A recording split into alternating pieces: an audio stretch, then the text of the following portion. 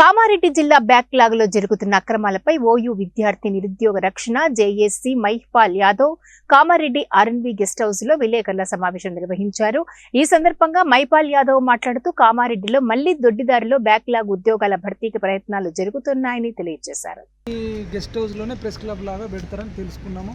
కామారెడ్డికి వచ్చినాం. కామారెడ్డికి ఎందుకు వచ్చినామని అంటున్నా, గత 2 నెలల క్రితం సోమాజిగూడ ప్రెస్ క్లబ్లో ఒక ప్రెస్ మీట్ పెట్టినాం. ఏంది, దొడ్డిదారిలో మళ్ళీ తెలంగాణలో బ్యాక్లాగ్ జాబ్ల భర్తీకి ప్రయత్నం జరుగుతుంది.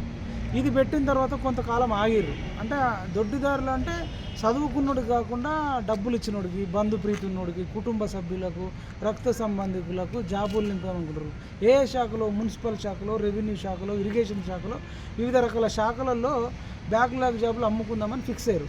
నిజామాబాద్లో ప్రెస్ మీట్ పెట్టినాం, బషీర్బాగ్లో పెట్టినాం, సోమాజిగూడలో పెట్టినాం. అందులో భాగంగానే రాష్ట్ర వ్యాప్తంగా పర్యటన చేద్దాం అనుకుంటున్నాం. అందుకని కామారెడ్డిలో కూడా పెద్ద మొత్తంలో బ్యాక్లాగ్ జాబులు అమ్ముకుంటారని మాకు సమాచారం వచ్చిందని అందుకోసమే ఆర్ఎన్బి గెస్ట్ హౌస్లో ప్రెస్ మీట్ పెట్టడం జరిగింది. పెట్టారు కదా, దీనిపైన మీకు ఏమైనా స్పందన వచ్చిందా? అంటే మున్సిపల్ అధికారులు కానీ, రెవెన్యూ అధికారులు కానీ వాళ్ళు ఏమైనా కలిసారు?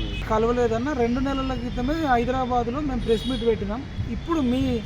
ఇప్పుడు వన్ టీవీ కానీ, వన్ టీవీ న్యూస్ కానీ మిగతా లోకల్ ఛానళ్ళ ద్వారా కదలికి రావాలి.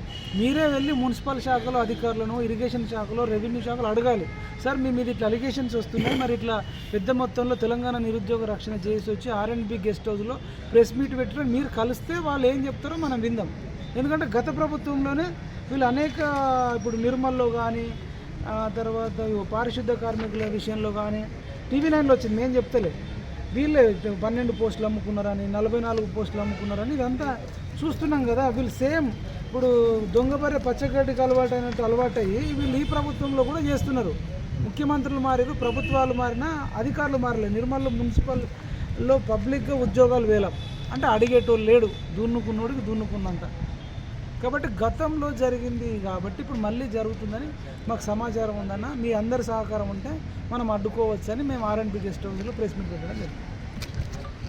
తెలంగాణ చేసి డాక్టర్ మైపాల్ యాదవ్ ఏమంటున్నారంటే, అవినీతి నిరుద్యోగులకు చాలా జరుగుతుంది, దీన్ని అడ్డుకట్టు వేస్తాం.